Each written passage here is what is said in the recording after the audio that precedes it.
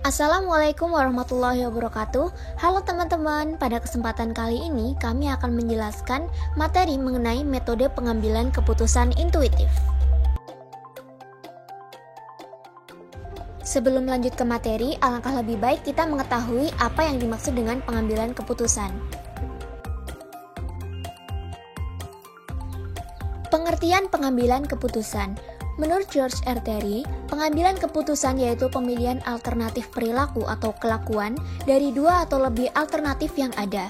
Kemudian, menurut James A. F. Stoner, pengambilan keputusan yaitu suatu proses yang digunakan untuk memilih suatu tindakan sebagai cara pemecahan masalah. Sehingga dari definisi tersebut, dapat disimpulkan bahwa pengambilan keputusan yaitu suatu cara yang digunakan untuk memberikan suatu pendapat yang dapat menyelesaikan suatu masalah dengan cara atau teknik tertentu agar dapat lebih diterima oleh semua pihak. Kemudian, pengertian intuisi. Intuisi merupakan gagasan atau ide yang hadir berdasarkan naluri tanpa melibatkan pikiran atau pertimbangan yang logis. Saat intuisi hadir, seseorang bisa mendapatkan ide apapun, meski tidak jelas dari mana datangnya. Intuisi bisa hadir dalam bentuk firasat atau perasaan. Kemudian, apa sih yang dimaksud dengan pengambilan keputusan intuitif? Jadi, gaya pengambilan keputusan intuitif adalah dengan mengandalkan perasaan, kesadaran emosional, fantasi, dan kadang-kadang bersifat impulsif serta cepat dalam mengambil keputusan. Hal ini menurut Heron dan kawan-kawan tahun 1978. Kemudian, dalam mengambil keputusan secara intuitif, keputusan yang diambil melalui proses yang tidak sadar yang diciptakan dari pengalaman yang tersaring. Namun dalam hal ini bukan berarti analisa rasional tidak berjalan sama sekali, melainkan aspek emosionalnya yang lebih dominan. Robbins tahun 1998 mengidentifikasikan ada 8 kondisi yang memungkinkan orang menggunakan pengambilan keputusan intuitif, yaitu yang pertama, bila ada ketidakpastian dalam tingkat yang tinggi, yang kedua, bila hanya ada sedikit presiden untuk diikuti, yang ketiga, bila fakta-fakta yang terkait terbatas, yang keempat, bila data analisis kurang berguna, yang kelima, bila hal-hal yang dihadapi kurang dapat diramalkan secara ilmiah, yang keenam, bila fakta tidak dengan jelas menunjukkan jalan untuk diikuti, yang ketujuh, bila ada beberapa penyelesaian alternatif yang masuk akal untuk dipilih dari antaranya dengan argumen yang baik untuk masing-masing, kemudian yang terakhir, bila waktu terbatas dan ada tekanan untuk segera mengambil keputusan yang tepat. Kemudian, terdapat dua pendekatan dalam menggunakan model intuitif, yaitu yang pertama, a front-end approach, dan yang kedua, a back-end approach. A front-end approach, yaitu pengambil keputusan, mencoba untuk menghindari menganalisis masalah secara sistematis. Di sini intuisi diberi kekuasaan penuh untuk mengembangkan suatu gagasan yang mencoba untuk memunculkan kemungkinan-kemungkinan yang luar biasa. Jadi, keputusan tidak dibangun dari data yang lalu. Kemudian, a back-end approach, yaitu pengambilan keputusan menggunakan intuisi dengan bersandar pada analisis rasional untuk mengidentifikasikan dan mengalokasi bobot nilai kriteria, seperti halnya untuk mengevaluasi berbagai alternatif. Pada saat tahap ini sudah dilaksanakan, si pengambil keputusan beristirahat dari kegiatan keputusan ini sebelum menentukan pilihan keputusan akhir atau final. Kelebihan pengambilan keputusan model intuitif. Yang pertama, waktu yang digunakan untuk mengambil keputusan cenderung lebih pendek. Yang kedua, untuk permasalahan yang terbatas, pengambilan keputusan akan memberikan keputusan secara umum. Dan yang terakhir, kemampuan pengambil keputusan akan sangat berpengaruh besar, dan hal tersebut harus dimanfaatkan dengan baik.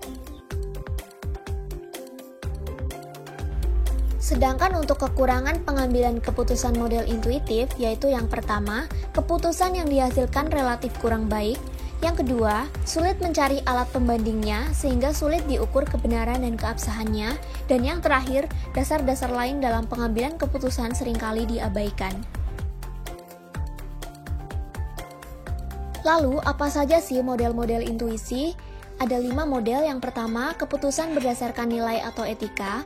Yang kedua, keputusan berdasarkan perasaan.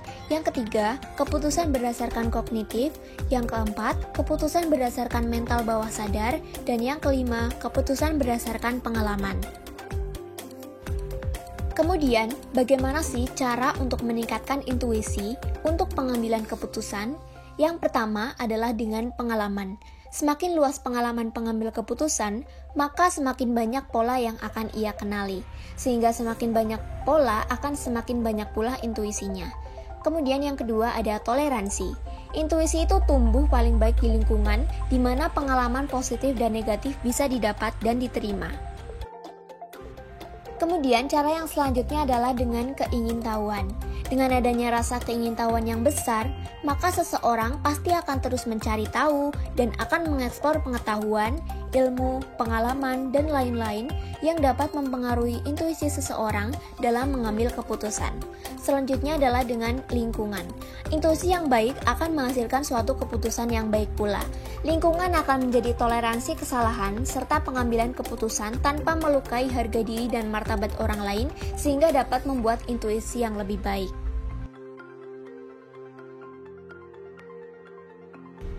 Contoh pengambilan keputusan intuitif yaitu salah satunya tentang Wali Kota Tegal yang mengambil kebijakan lokal lockdown. Jadi pada awal tahun 2020, COVID-19 menjadi wabah penyakit mendunia hingga ke Indonesia. Hal ini menjadi perhatian serius bagi pemerintah karena ancaman yang diberikan hingga dapat menyebabkan kematian. Seseorang dapat terjangkit virus COVID-19 disebabkan karena adanya penularan dari korban sebelumnya. Maka dari itu, Dedi Yon Supriyono selaku Wali Kota Kota Tegal mengambil sebuah kebijakan lokal lockdown.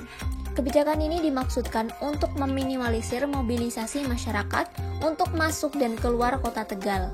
Kebijakan ini dilancarkan untuk 4 bulan, mulai dari setelah warga Kota Tegal terkonfirmasi virus pada bulan Maret 2020. Melalui kebijakan wali kotanya, Kota Tegal menjadi salah satu daerah yang paling ketat dalam hal mobilisasi masyarakat untuk mencegah penularan COVID-19. Mungkin masih banyak teman-teman yang bertanya-tanya bagaimana kebijakan lokal lockdown Kota Tegal dapat dikatakan sebagai modal pengambilan keputusan intuitif, yaitu yang pertama karena kebijakan ini mengutamakan emosional. Pengambilan kebijakan ini didasarkan pada sisi emosional yang cukup kuat dari pengambil keputusan. Hal ini dibuktikan dengan reaksi spontan setelah adanya masyarakat Kota Tegal yang positif terpapar COVID-19. Wali kota tidak ingin COVID-19 semakin berdampak luas di Kota Tegal. Tidak tanggung-tanggung, beliau menutup akses jalan dengan beton. Hal ini semakin menguatkan bahwa keputusan yang diambil olehnya dipengaruhi kuat oleh emosionalnya. Kemudian, kebijakan ini mengutamakan perasaan. Jadi, berdasarkan ancaman bahaya dari COVID-19 berupa kematian, kemudian melatar belakangi pengambilan kebijakan lokal lockdown. Maksud dari kebijakan ini adalah agar menghindari kematian dengan melakukan pembatasan secara ketat. Wali Kota Tegal juga menyatakan bahwa lebih baik dirinya dibenci oleh masyarakat Tegal daripada banyak di antara masyarakatnya yang terjangkit COVID-19. Keputusan ini diambil secara spontanitas dengan mengingat minimnya pilihan alternatif dan kebutuhan akan kecepatan tindakan. Sekian video materi mengenai metode pengambilan keputusan intuitif. Terima kasih dan wassalamualaikum warahmatullahi wabarakatuh.